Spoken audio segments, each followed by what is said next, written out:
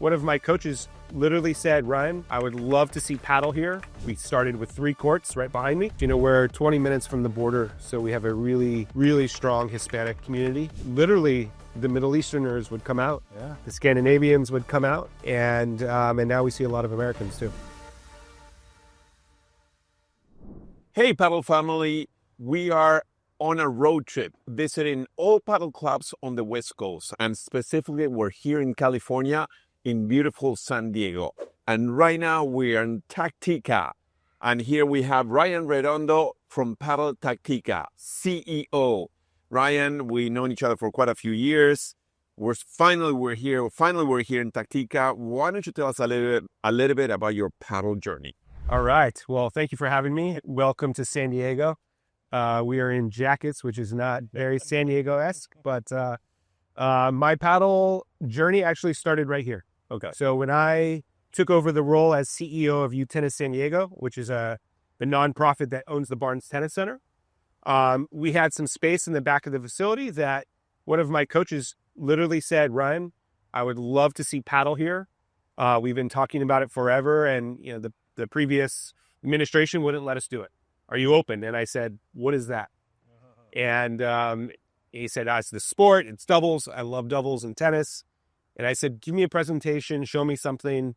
And next day he came into my office and I said, I want to play that. I want to try it. And we started a joint venture, originally a joint venture with Gabriel Perez-Crib and some other of his partners. And we started with 3 courts right behind me. I couldn't get a court. I actually had to play before we even opened because we were so busy.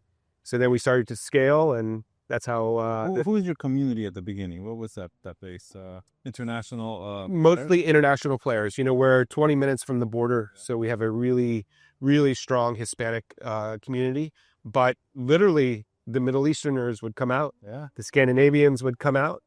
And now we see a lot of Americans too. So how difficult, this is a public park, correct? It's a public, racket center now. It's a racket center. How difficult was I'm sure you have a board of directors, Yep. Or how difficult was to convince them to put paddle in here? Take some real estate and put paddle in here. Was that difficult?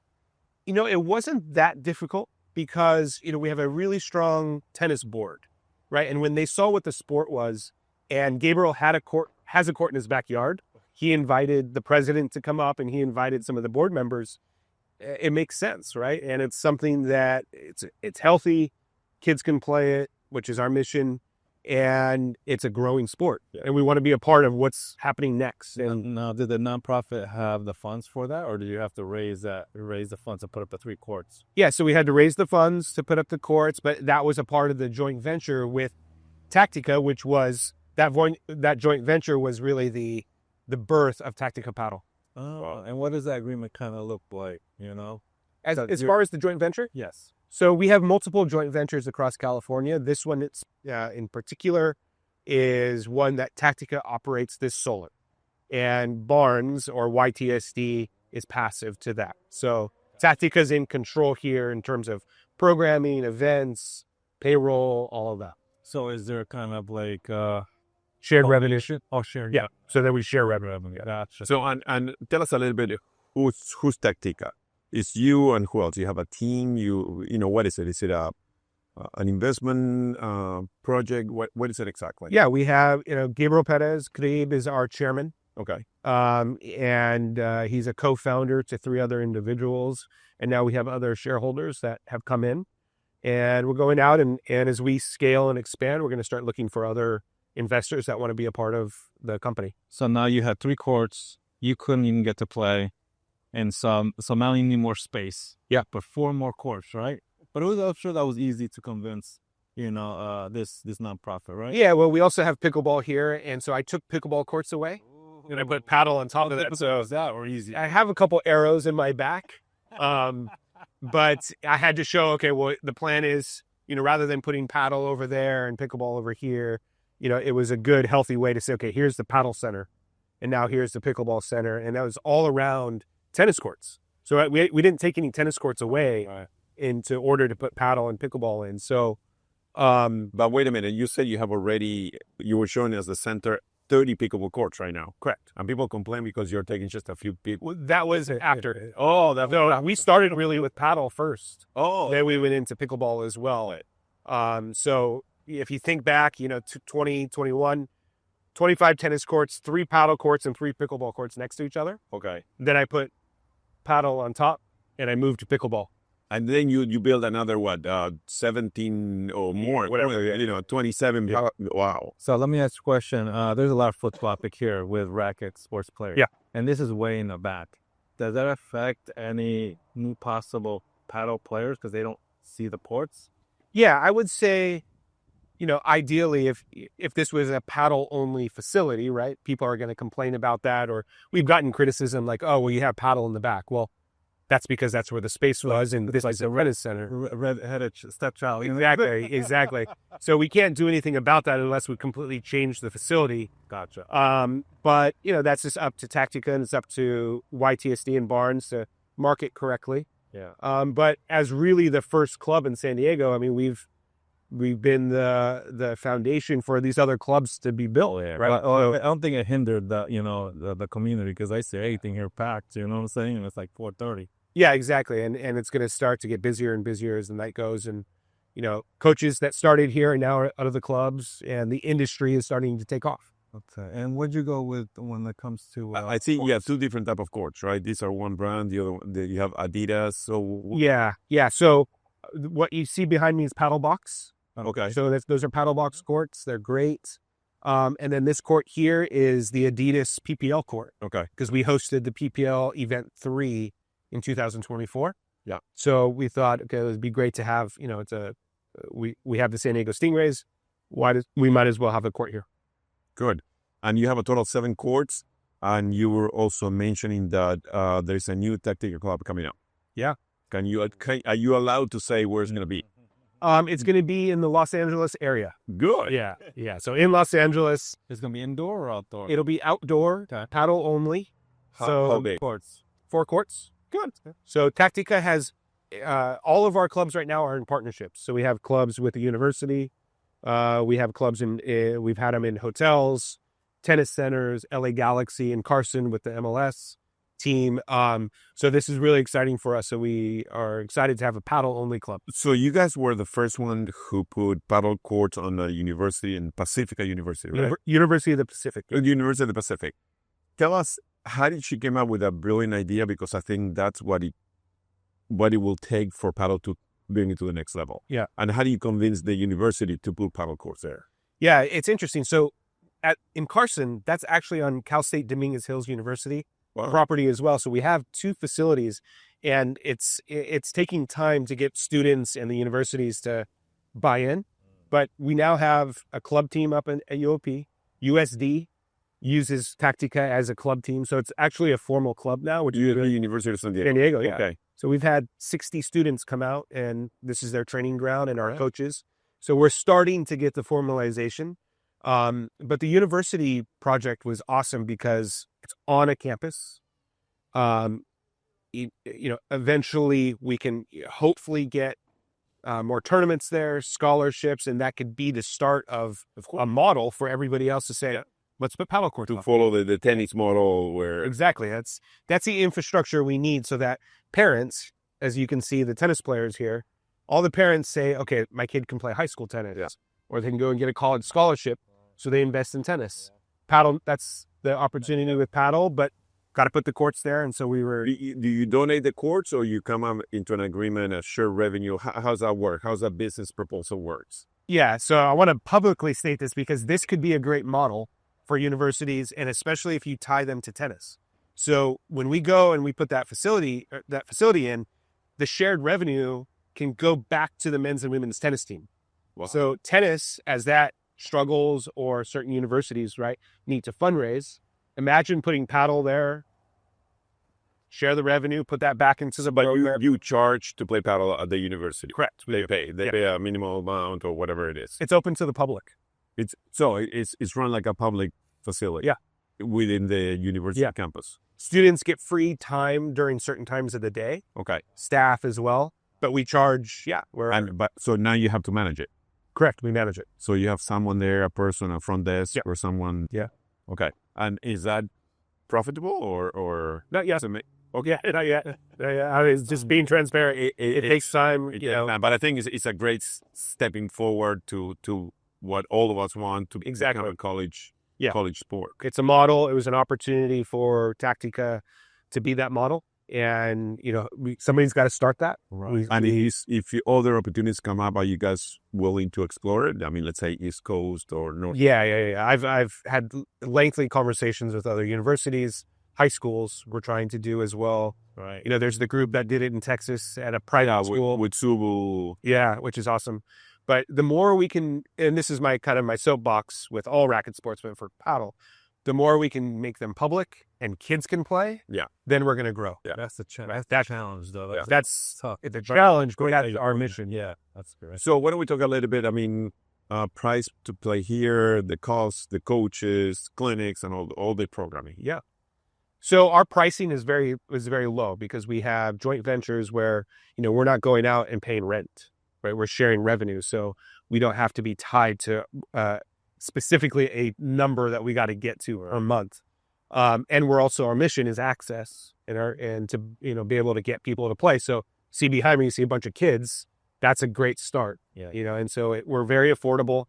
$15 per person for 90 minutes during our peak time.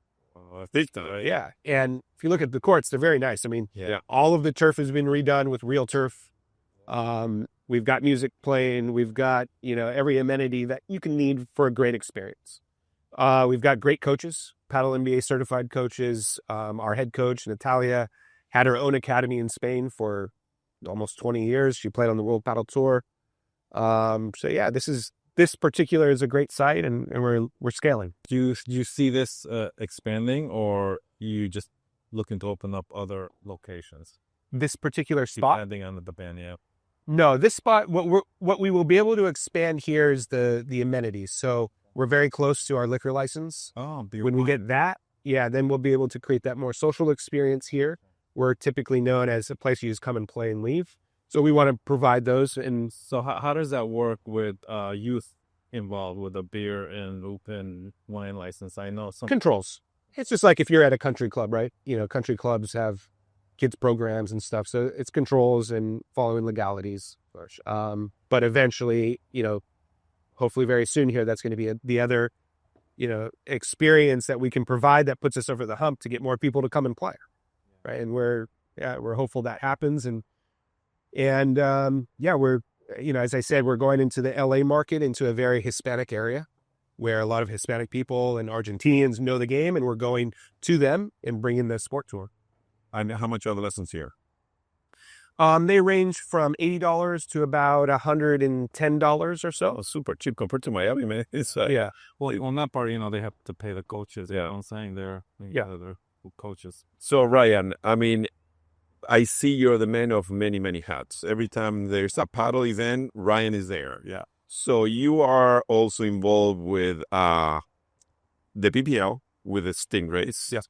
You and Gabriel, you're the CEO of the Stingrays. Correct. Which is a San Diego Stingrays. Yeah. Also with the Hexagon Cup. What's the name of that? Crew paddle. The crew paddle. That you're with the Kun Agüero. Yeah. And Messi's involved too. Yeah. And then you're also part of Racket X. You're an Taktika group. It's an investment. Yeah, we made an investment in 25 to join them and be a part of that, which I love, Racket X. You know. So why don't let's jump on the first one, the San Diego Stingrays. How did you guys come up with the idea? Okay, let's invest in this. I mean, well, how is it from the beginning to now? Yes. And what do you think about when Mike Dorfman came in and changed things? What do you think from the beginning to now? Because you must be one of the first teams, right? I mean, we were not the first team, but the second, third. We were the second team. Okay. Gabriel said, "There's no way I'm going to be the first. Get somebody else." So if LA was LA was the first one. LA was sure was with Chris. Yeah. And so he was the first crazy guy. We were the second, and it just made sense for us, right? I mean, it was a great opportunity, again, to be stewards of the game. Gabriel's been sponsoring the USPA and paddle in America for years. Well, he was also a board member for quite a few years. Yeah, he's vice president. Yeah.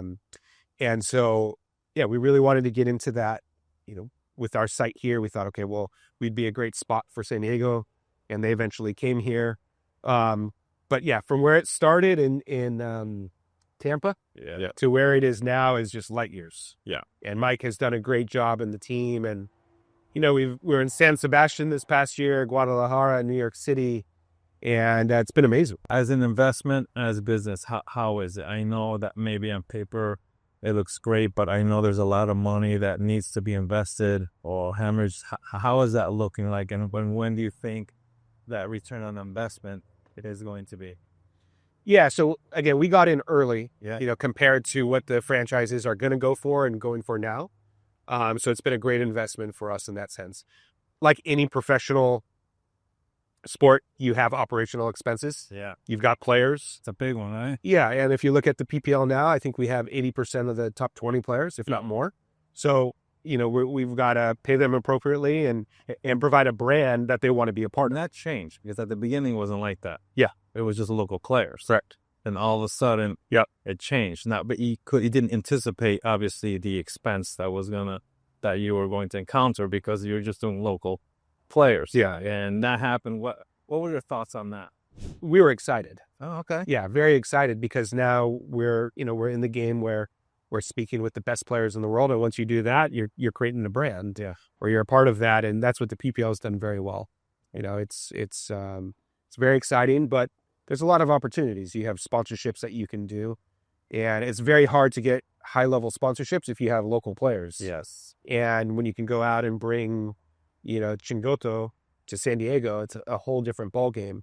Now we have to blend that because our mission with joining the PPL is to grow American paddle. Yeah. And so if we're just bringing in foreigners and they can't speak English, it doesn't fully serve what we're looking for. So it's a balance. But isn't that what it is really right now? What's that? That they're mostly the professional players, Yeah. and most of them don't speak English. Yeah. So we to my point, we would like to help be that balance. That's why we're making it more affordable. And that's where kind of Taktika and all of our companies and the Stingrays, you know, all come together in our philosophy. So you went into this first crazy venture with the Stingrays, now the Hexagon Club. Yeah. So would you guys say, okay, let's go with this one too? I mean, Suffered one, and now you're going to go suffer another. Yeah, seriously. but what was the thinking in that process? Because in a way, it's pretty much the same thing, isn't it? It's a team competition. Are you reducing your risk and seeing like, you know, which one? Yeah. No, I mean, we had talked to Hexagon Cup early on before. So we were champions this past year. Yeah, I know. Second edition. Incredible. And you know, when you hear you have an opportunity to be a part of a team with Messi and Kun Aguero, you take that serious. Yeah, I can say. I don't know who would not take that serious. Right. And, you know, and as part of the portfolio of Taktika and what we're doing in the sport, you know, Hexagon, celebrity driven, it's a lot of exposure, and that helps with what, you know, our bigger mission is of growing paddle and taking it to the next level. So why don't you tell our viewers and listeners what is the major difference between PPL and Hexagon Cup? Because sometimes they get confused. Yeah, they may not know. Yeah, so Hexagon Cup started as a 1-week event in Spain, and it was bringing the teams together, or bringing the players together to create this team event backed by a celebrity, which it still is. PPL is a franchise per city. So you have San Diego, New York, right, Las Vegas. So it's you following that American NFL, league. baseball. Yeah. And that was the premise really with what Marcos and Keith, the co-founders, they're like, let's make this league. Yeah. And so those were the differences. And, you know, last year at Hexagon Cup, 10,000 seat stadium sold out for 3 nights in a row. Wow. And you had Nadal doing videos, and you had, you know, all the celebrities there. Now you saw the PPL like go to Spain and the Mexico. You see the Hexagon Cup coming here. Well, Hexagon Cup just a couple of weeks ago announced that they're expanding their weeks. So it's not just a 1-week event now. They're going to, I think, 3 or 4.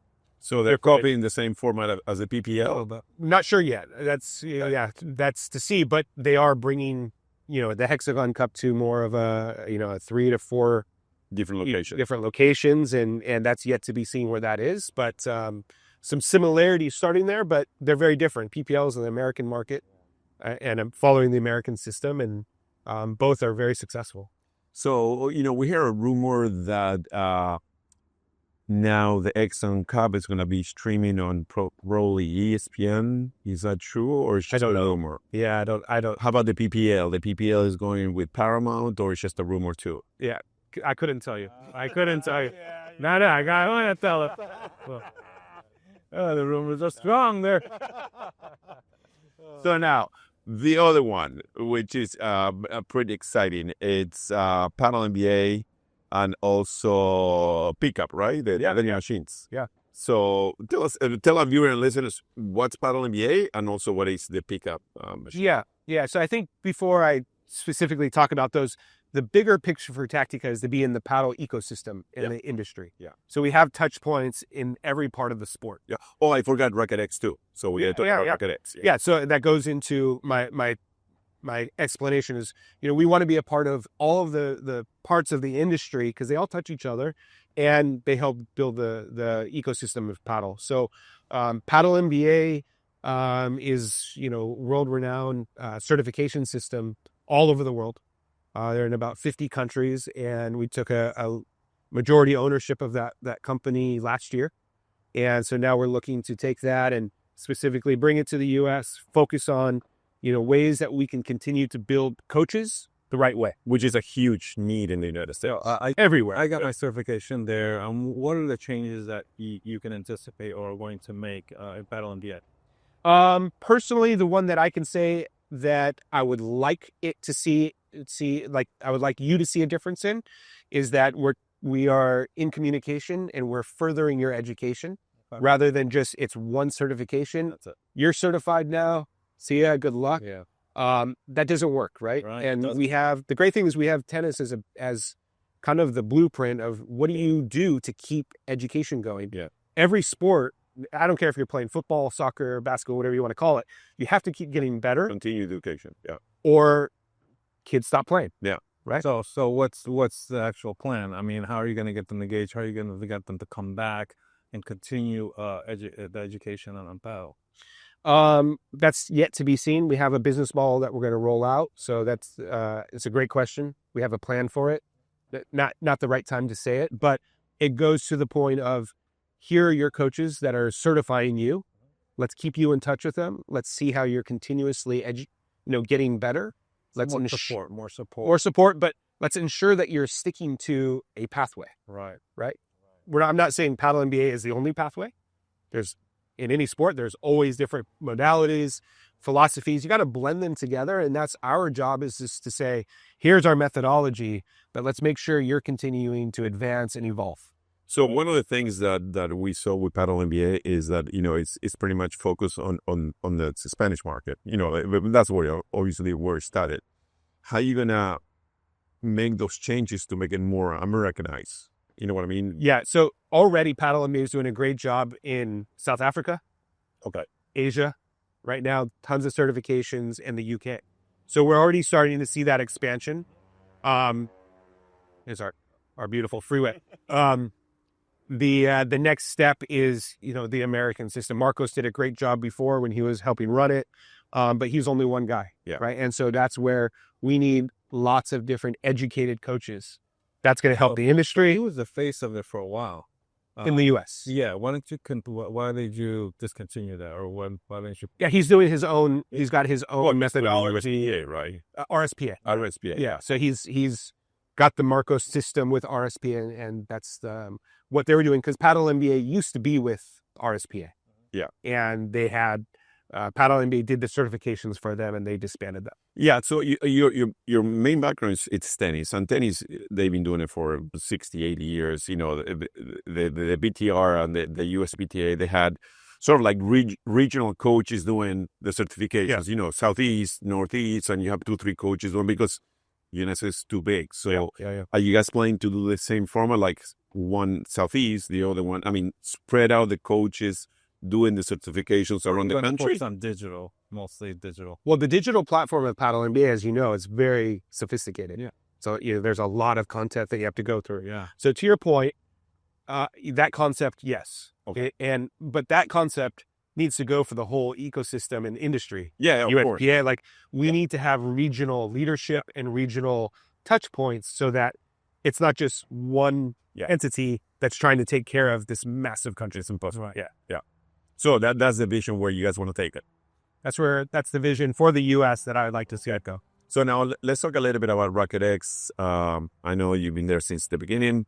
How's your involvement and what do you guys do now? We were there at the first one. Yeah. And it was like, well, you know, it was the first one.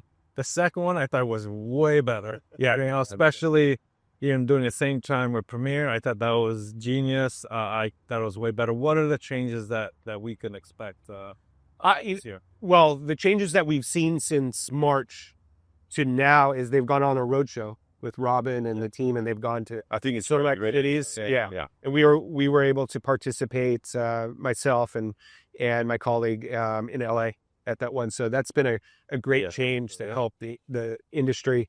What it does to me, Racket X, is it brings paddle into the table. Yeah. And it's kind of owning the table too, somewhat, right? And so now they brought in squash and tennis and stuff. And so I think it's their concept is awesome. We need it as an industry. Paddle needs it here to help expose it. And you know, when you can connect, you know, the legs of the chair with the brands, the businesses, the actual customers, and then the providers, there you go. Yeah, right. The two of us were a little bit disappointed that we found out this year you guys are going up north to Fort Lauderdale instead of staying in Miami. Racket X. Yeah. Why? Those are not my decisions. We're a part of the team. They've got their leadership. I that's a question for Robin and them. But because last year I think it was ideal. Racket X and the premiere at the same time. That's what I thought. It was marvelous. Yeah, I'm like I said, I'm not sure. I'm not a part of that. But you know, Fort Lauderdale, it's not that far. No, there's a lot of great racket sports there, and they're going to do a great job. Yeah.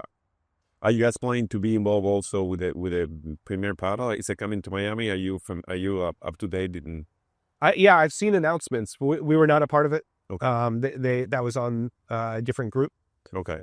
Supportive of it, and you know, we were there. I thought it was awesome to go right next door. Right, that was amazing. Fantastic. So, I'm sure I'm forgetting some, but let's talk about this vending machine, which we met Alvaro, the inventor, the creator. Yeah. And you guys acquire a part of it, or what did Taktika did there? Yeah, we're a part of the team. You know, we came in. But why don't you tell our viewers and listeners what? Yeah. So PCAP is a vending machine that you can purchase all of the products that you need, from balls to rackets to, you know, depending on which model you can get grips. Some of them, you know, you can get waters and stuff. Like a vending machine. It's a vending machine, yeah. Or other racket sport. Yeah, but for paddle specifically, and it's extremely beneficial, right? And reduces costs for an operator. Yeah. Right. If you don't have a pro shop and you have more of these kind of satellite paddle sites that are kind of locked up, you've got human resources through this vending machine right there. And who fulfills when you run out of balls or when you run out of grips? Who comes and fulfills? Yeah, so there's a couple different options of the partnership that you can have. But like, for instance, here, we will put the balls in, we will supply it with what we want, and then there's a fee to have PCAP and use their credit card machine. But okay, the newer models, you know, right on the main screen, it's digital. Now you can have Paddle Smash Academy branding there, or you can rotate it around. So now it's a sponsorship opportunity. You can continue to monetize it, but you know, it definitely reduces costs for an operator, puts in products, and you know, depending on the location you're at, continues to provide all the customers. Now, I know you're talking about an ecosystem. Is there any other areas you're looking to, as businesses, to acquire or purchase? I mean, we're in a lot of them right now. So you are, like I said, in Taktika, you know, as we scale, we're going to need to bring in partners, and so we're always looking at and you know, anticipating partnerships moving forward here to do that. But we're in everything. Yeah. Ryan, on the way here, he was having nightmares. I mean, where they came out with the name Taktika. Taktika. What does it mean? What is it? So Tom Saleh, what was it? I don't know, man. I mean, Taktika. I mean, the Taktika. Yeah, that's the only thing I can think of. So when the company was getting started, you know, there was, with all the group, there was about 3 different options, and Taktika is what we came up with and all agreed on, and that was a spin on tactical, which is bringing in the Hispanic. That's why a K? Because Taktika, Tactical is a C. Tactical. Yeah, it's just, again, it's the play on the brand. Oh, that's great, man. Yeah. Okay, so what else are you looking to do with Taktika? Really, the mission now with Taktika is to continue to expand with clubs. So the more that we're getting courts in, the more exposure, more people playing, that's going to fulfill our mission. But then the broader scale of what a business is, we want to get more valuable assets out there, and we want to create those partnerships. And you want to create the partnerships as an fully owned operator. How do you want to do? We have different methods. So we can be the majority owner, where we go in and operate, or we can be passive and be a minority. It's Flexible. Yeah, we're flexible, but we're going to continue. And I think really 26 is we're going to start to look at, where can we start to scale? So you have a team of people looking for sites and places all over the country. Yeah. Are you planning to stay within certain region of the United States, or pretty much Going out of the state? For now, California. I mean, California being especially Southern California, the 5th biggest market in the world. Yeah. Hispanic. Yeah. Right. We want to grow the game with people that know it first. Really touch that Spanish market, the Hispanic market that is massive here. So that's the really focus and priority number 1. Yeah.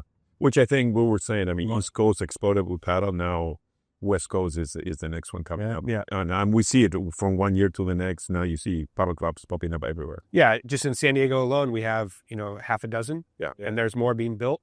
You go 30 minutes south of us to Baja, there's 15 clubs. Yes. So if you look at our little pocket, a Miami, it's actually buzzing. Yeah. And it's got to continue to work together and continue on. Well, Ryan, great seeing you again. We'll see you in a couple of weeks down in probably Miami, Racket X. So, Congratulations, man. Yeah, thanks for having us. You guys are growing and helping paddle grow. Yeah.